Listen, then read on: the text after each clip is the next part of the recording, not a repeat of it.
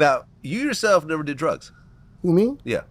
I'm gonna tell you this. I never smoked weed. I never smoked weed. I never drank liquor. I never smoked cigarettes, crack, dope, coke, nothing. I never done no drugs, none.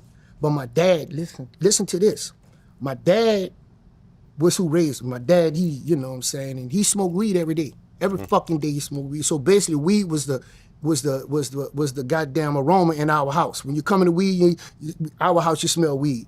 So, you know, when my daddy died, I don't know, it just was a fucking spirit. I gained his spirit that came into my motherfucking body. I was with Disco, rest in peace Disco, that's Killer Stone, little brother.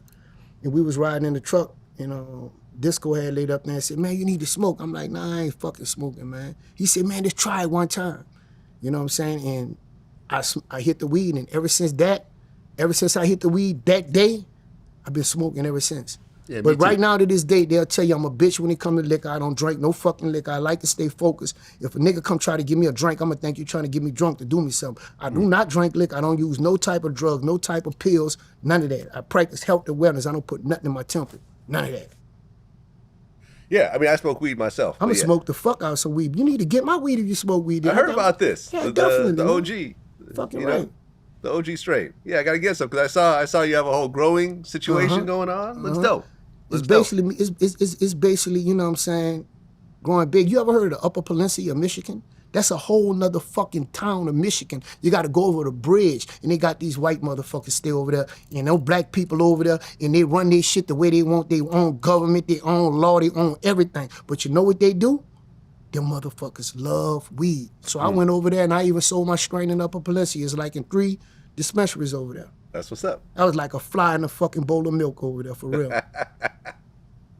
Okay, so originally you were in the Magnolia Projects? Yeah, Judy, remember when I come up, Judy stayed in the Magnolia, so that brought me to her.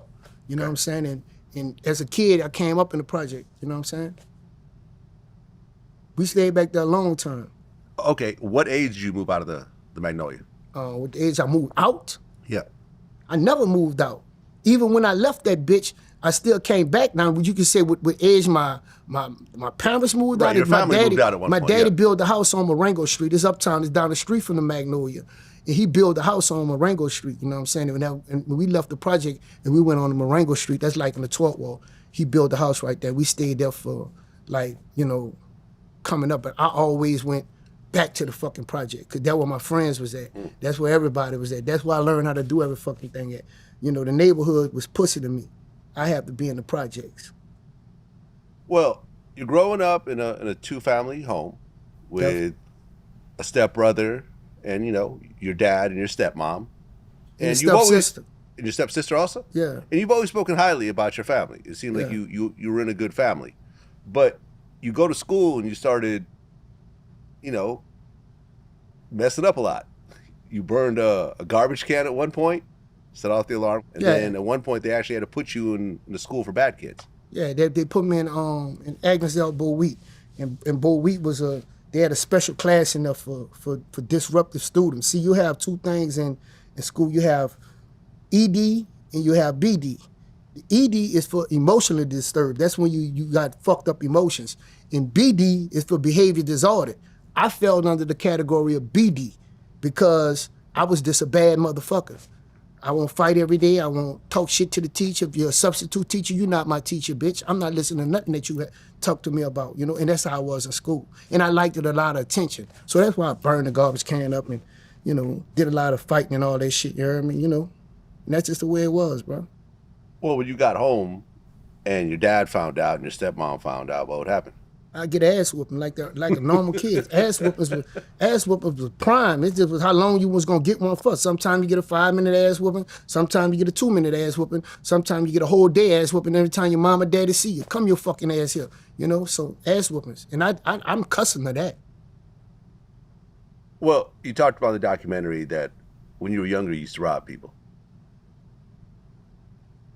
When I was young, I used to rob people. Yeah. Yeah, I didn't rob a lot of people. Yeah, you said when I used to come up the street, they used to run because that was my thing. I caught you with it. I got to get it. Can't help a jack boy. Can't help robbing. Can't help fighting. Can't help doing all the wild shit. I never jumped off the porch. I came straight out the house into the street. Definitely, because where I'm from, like, you know, coming up, you had to have a reputation for something.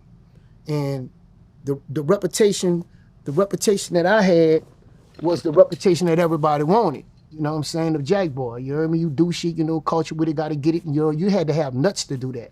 You know what I'm saying? And you know, that what I was in back in the game, you know what I'm saying, as a young nigga. But I wasn't the type of person who was I'm in the projects and, you heard me? And culture with it, gotta get it. Let's put it like that. Like, how old were you when you did your first robbery? I don't know. I could never see. Okay. I don't know. I could never see young. I just could say young, old, you know what I'm saying? I could never see no name, no number. Okay. But robberies go bad a lot.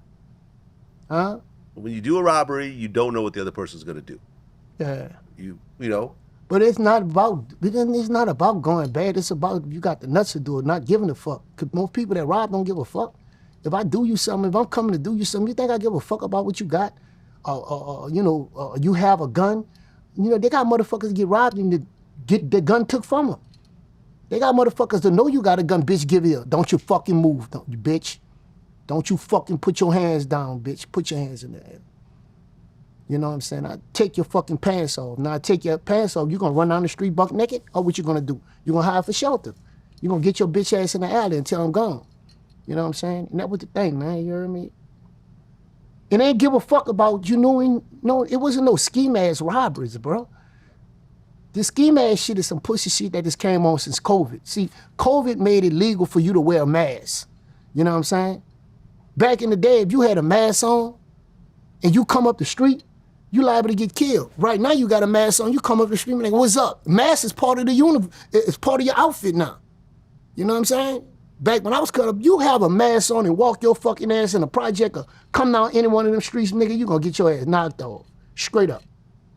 Because the mask represented somebody that was robbing, somebody that was mugging, bandana around the face. That represented that shit. Right now, you could do all that. You could walk in Walmart with a mask on. I don't give a fuck. COVID did that. That was the divide and conquer. I ain't got to tell you, like, you know what I'm saying, you're a white person and I'm a nigga. You white. You know, you don't have to tell me like you don't want to be in my face. Only thing you gotta do is put your fucking mask on and walk right past you. I don't gotta speak to you. I can walk right past your ass and don't speak. And that's how it is. You know what I'm saying? Divide and conquer, separate. I mean, during that time when you were robbing, what do you think was the worst situation you got into? The worst situation I got into? Yeah. They had a motherfucker that didn't want to give it up. Right. And I had to wrestle that bitch. You feel me? And you know what I'm saying? And I wrestled that bitch and the bitch was strong. You know what I'm saying? And shit happened. You heard me? And I had to holler for my gang. You know what I'm saying? I had to holler for some help. You dig? And yeah, it happened. Street shit. Yeah.